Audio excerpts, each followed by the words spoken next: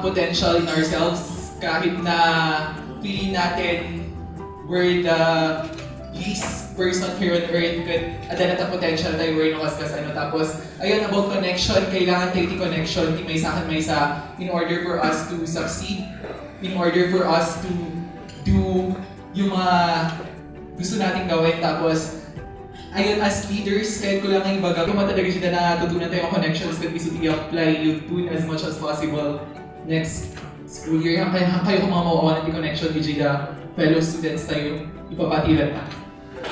Para na mapagmay na isa di ay na ma-achieve you, nagiging na programs na kayat you, na malabas kung maaramin na nasaya.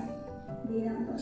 Always remind ourselves, and I can reflect to myself na we don't need to hear the judgment of others para lang ma-stop the decision na aramidan tayo, which nga we need to pursue and do the things that we really want to do.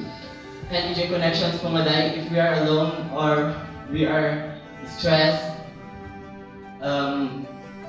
or we are just depressed po, we have our family, friends, and na mabalitin po nga pagbaga anti-problems tayo tapos numawaywayaan di jerik na tayo nga hantoy po nga madagsinan which we can lessen those things nga panpanunutan tayo. And we should always remember God kasi iso na po iti pinaka mata iti amin, especially the things nga marami dito ilubong kat iso na lang iti makakikita ti amin nga which alam iti problema tayo kat kanya na dapat ti pinaka first nga pagibagaan tayo na awan ti dadumang nga matras tayo.